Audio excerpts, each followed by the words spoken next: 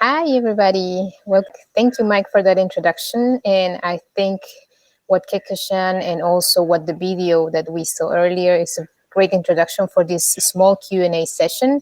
I want to welcome Betsabe and Serena back with us today to talk a little bit more about the post-summit, which is the solution design and implementation. So hi, Serena. Hi, Betsabe. Nice to Hi, see you back. nice to see you again. So we will start with the questions. As we know, we are always running with time. And I want to know what motivated you to form a solution team and design a solution. Betsy, if you want to go first. Yeah, of course. Um, well, we were moved by three problems we observed in a small community in Arequipa. One is the lack of adequate drainage systems and basic services for peripheral communities. And the second, the precarious infrastructure affecting privacy and human dignity, but also pollution air and soil around such communities. And the massive accumulation of inorganic waste without social recycling practices, like, for example, Peru used around 30 kilograms of plastic per citizen and 3 billion plastic bags, nearly 6,000 bags per minute. So we decided to design a solution according to this reality in the Association La Mampia in Arequipa, with intention of replicating in other places with similar conditions. And Sunak Muru is the name of my team solution. And Sunak Muru seeks to create eco communities that provide environmental, economic, and sanitary welfare. We use polluting plastic waste to build sanitary facilities that also produce affordable energy. These facilities incorporate technology that help green areas around them flourish and produce ecological fuel and byproducts, contributing to the local economy. We recycle waste and turn into the opportunity to create better living conditions with a scalable, adaptable, and replicable solution.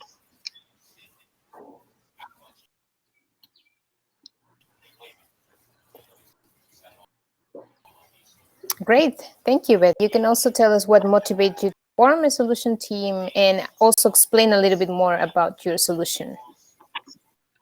Okay, so first of all, there are many recycle boxes for secondhand clothes in Taiwan, but we don't know where the clothes go. So because burning as the garbage cause more air pollution, that's why we came up with the idea of the creating a second life for the secondhand clothes. So we just have a lot of designing for it because we think that the clothes can not only be the trashes, it can be turned into, for example, some bags or some shopping bags. It can just cover with the plastic bags for it. So we just image that maybe this is the good way to turn the pollution for it.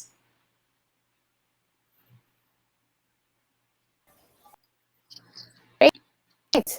Thank you, Serena. Those of how we can reuse things that we think were garbage at some point. The second question would be, how did the knowledge of the Youth-led Solution Summit on Climate Action enrich the design process of your solution? Betsy. Well, participating in the summit, Borneo urged to take climate action by showing us the enormous amount of pending efforts and issues regarding climate change. Youth has the power and the responsibility to shape a new reality in which no one is left behind, with climate and social justice, of course.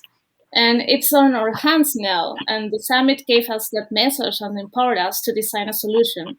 Doing nothing is irresponsible. Great words, Betsy. Okay, Thank you. Serena.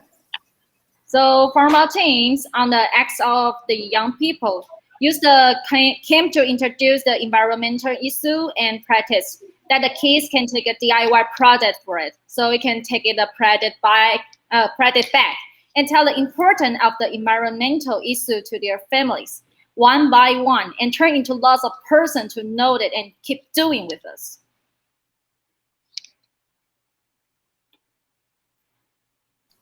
Thank you, Serena. Thank you for that. So we go to the next question. It is, how important was the support of your local or your national YMCA? Betsy. Thank you, Mary Chris. Definitely, great ideas are not enough to change the world. It takes professional and institutional support to bring those ideas into practice. Having YMCA on our side is fundamental to open the door when approaching relevant stakeholders. Likewise, having access to a grant has been possible through our national YMCA as volunteers. If I can send a message to the local YMCAs, it would be that they support their solution and teams and give them the help they need to transform their ideas into the innovative solution our world needs.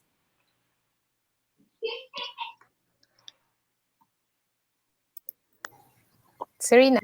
So with our teams, support of course is from Tainan YMCA of Taiwan.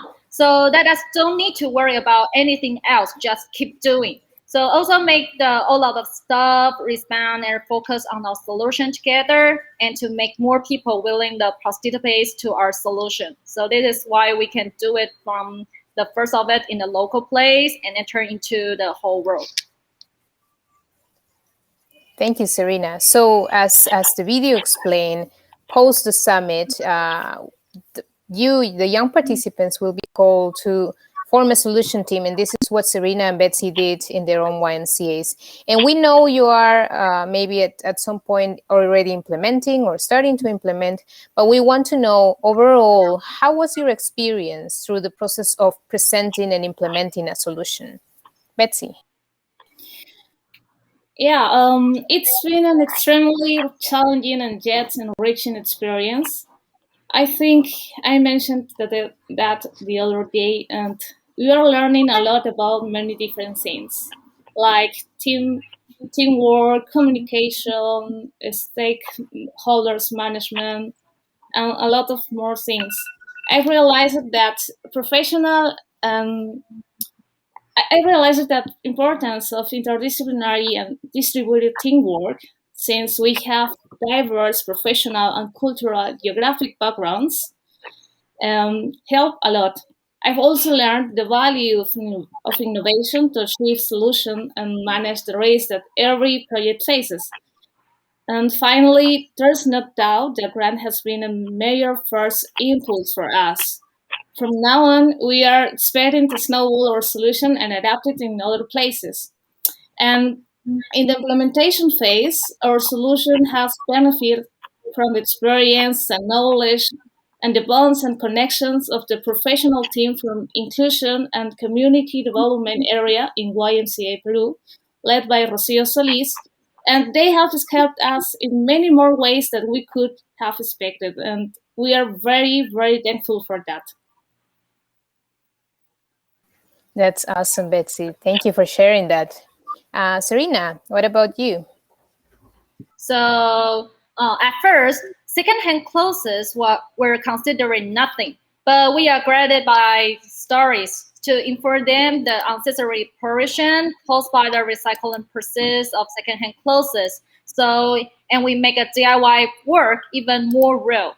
At present, people are beginning to pay attention to secondhand clothes. So before you throw it away, you will think about it that it can give in another life for the clothes. So through the process of important of the solutions, both volunteers and traders can experience the joy and the recycling clothes. So our solutions start from the December 2020. So, and we keep going right now. That's amazing, Serena. This is just amazing that the Youth-led Solution Summit has influenced you personally, and for all of you that are watching, we want you to know that from the first summit, we have 35 solutions being implemented around the world on climate, on different climate issues. So this is what we want from you now from this summit. You have learned, you have listened, you have been inspired, and now it's your time to take action on your hand. So we encourage you to form a solution team, to go to your national YMCA, and to start working on this, because the power is in our hands. We are doing things so that we can see the change happening. I want to thank Betsy and Serena for joining us today, and we hope that this small session has been practical for all of you, and that you all after the summit that you are highly engaged and motivated to come up with a solution. Thank you very much and see you soon. See you soon. Thank you. Bye.